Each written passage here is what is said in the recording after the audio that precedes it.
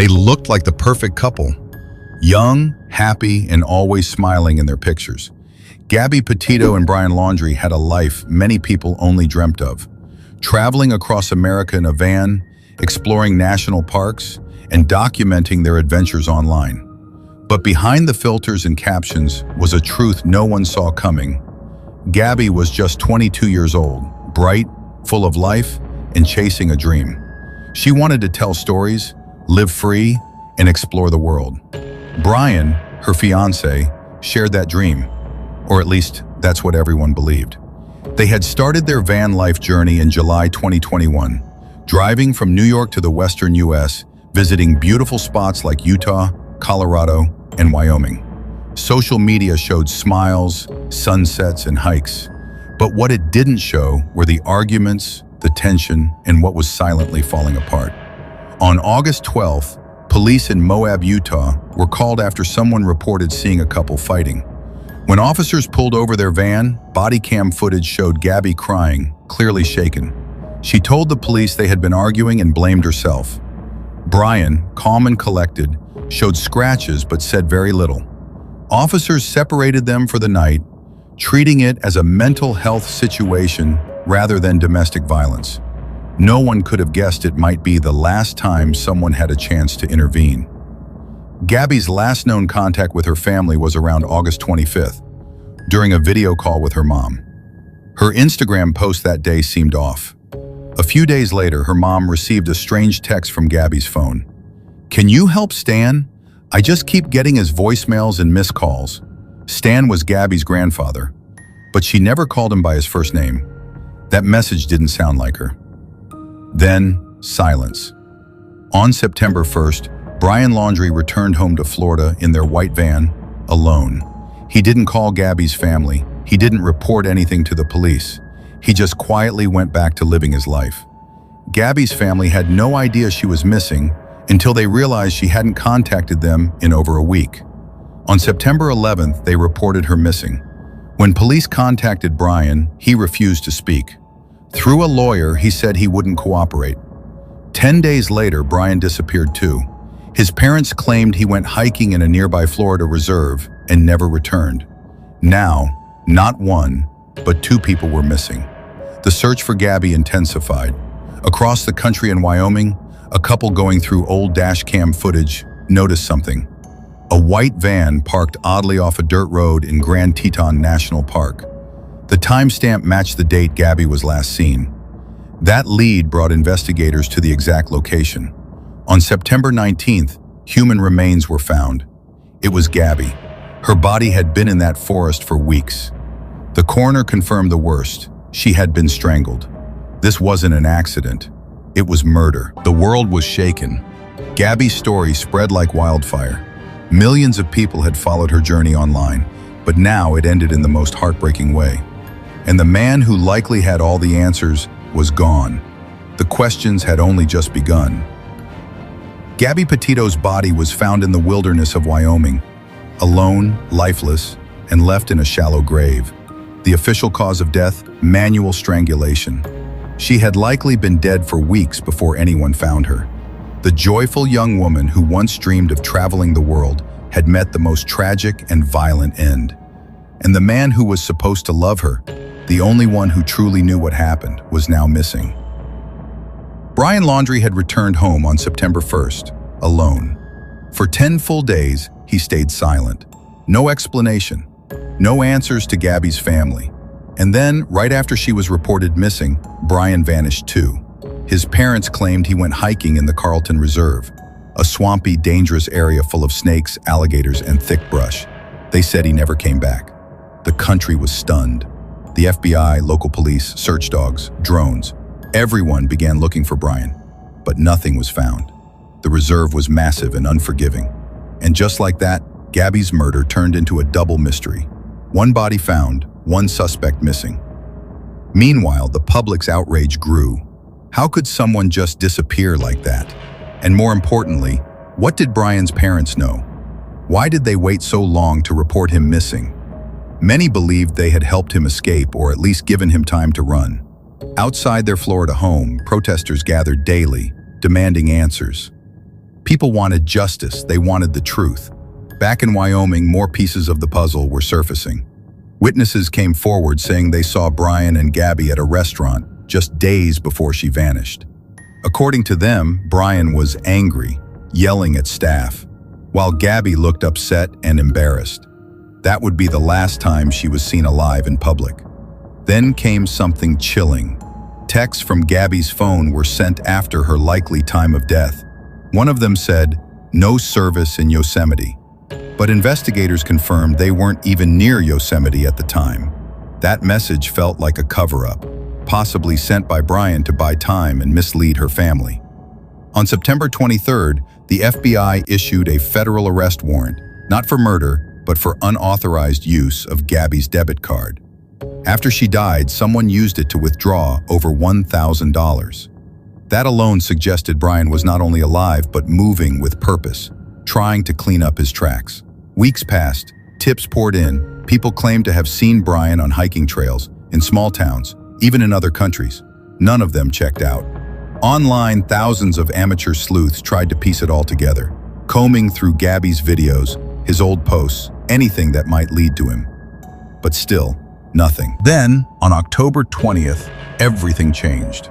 Brian's parents told investigators they wanted to search a specific area of the reserve again.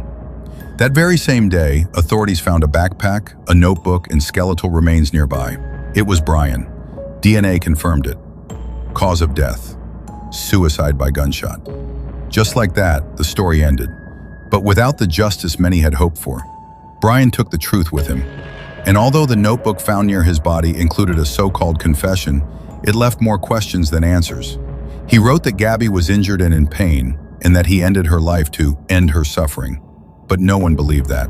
There was no sign of injury, no attempt to call for help, just a brutal, deliberate killing. For Gabby's family, there would be no trial, no chance to confront him, no final explanation. Just grief, just silence. But Gabby's name was now on everyone's lips, and this story was far from over. Brian Laundrie was gone, found deep in Florida's Carlton Reserve, his remains reduced to bones. Alongside his body, investigators recovered a dry bag, a backpack, and a notebook. Inside that notebook was the so-called confession. He claimed Gabby had been injured, in pain, and that he ended her life to put her out of her misery. But the facts told a different story. Gabby had no visible injury other than strangulation. No broken bones, no trauma suggesting she had fallen or needed to be saved. Just a slow, suffocating death, deliberate and violent. To Gabby's family, Brian's explanation was a final insult. Not only had he taken her life, but in death, he still tried to manipulate the truth. With his suicide, any hope for direct justice vanished. There would be no courtroom, no cross-examination, no answers. Just a notebook with lies and a silence that could never be broken. But the silence gave rise to something powerful. Gabby's name became a rallying cry. People across the country and the world began to look at her story as more than a tragedy. It became a symbol of the unseen pain behind so many smiling faces. A reminder that abuse isn't always obvious, that danger can live behind the lens of perfect photos. Gabby's parents, though shattered, refused to let her story end there. They created the Gabby Petito Foundation, dedicated to helping families of missing persons and survivors of domestic violence. They used the media attention not for fame, but for purpose, to reach others who might be in the same silent struggle Gabby once was. Meanwhile, questions still surrounded the Laundrie family. Why didn't they speak out? Why didn't they help the Petitos when Gabby was missing? And why did they wait so long to report Brian's disappearance? The suspicion grew so intense that Gabby's parents filed a civil lawsuit against Brian's parents, accusing them of knowing Gabby was dead and staying silent while pretending otherwise. It wasn't just about legal justice. It was about human decency, about holding someone accountable for the cold, calculated silence that followed a murder. Public support poured in. Murals were painted in Gabby's memory, candles lit in towns she never visited, messages from survivors who said her story gave them the courage to leave toxic relationships. Even police departments began reviewing how they respond to domestic calls, especially those involving emotional abuse, which often goes unseen, unspoken, and unpunished. The footage from the Moab police stop weeks before Gabby's death became a haunting symbol. She had been crying, blaming herself, trying to protect the very man who would kill her. That video was no longer just a traffic stop. It was a moment when the world could have changed her fate, but it didn't. And that failure sparked real reform, from new police training to proposed laws designed to spot the subtle signs of coercive control. Through it all, Gabby's family remained strong. They stood in front of microphones not because they wanted to, but because they had to. Because their daughter couldn't speak anymore, and someone had to speak for her. Gabby Petito had set out to explore the world, to create stories, to live freely. Instead, her life was stolen. But even in death, her voice reached millions, and the world listened. Gabby Petito's story didn't end with her death. It echoed through newsrooms, courtrooms, shelters, and homes. What began as a heartbreaking tale of a missing girl became a global wake-up call. Her name was now more than a headline. It was a symbol, a lesson, a warning. After Brian Laundrie's suicide and the release of his so-called confession, the FBI officially closed the case. They declared Brian responsible for Gabby's death. Legally, it was over. But for Gabby's family, closure was something they still couldn't find. Justice hadn't been served. It had simply disappeared with Brian. And so, they turned their grief into something greater. The Gabby Petito Foundation began offering support to other families searching for missing loved ones. They raised awareness about domestic violence, especially emotional and psychological abuse, which often hides in plain sight. Gabby's family started traveling, speaking at events, meeting survivors, and helping fund search efforts for the overlooked and forgotten. Meanwhile, the civil lawsuit against Brian's parents moved forward. In court, the Petito family alleged that the Laundries knew Gabby was dead while pretending she was still missing. They claimed Brian had confessed to his parents before disappearing and that they helped cover it up. The Laundries denied it all, but eventually the case was settled for a large, symbolic amount. More than money, it was about holding someone accountable for the unbearable silence. Other legal actions followed. Gabby's parents filed a lawsuit against the Moab Police Department in Utah, accusing them of failing to protect their daughter when they had the chance. That police stop, captured on body cam, was no longer just a viral video. It was evidence of a system that didn't recognize a woman in danger.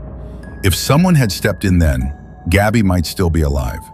The movement her story created didn't stop. People started sharing their own stories of abuse.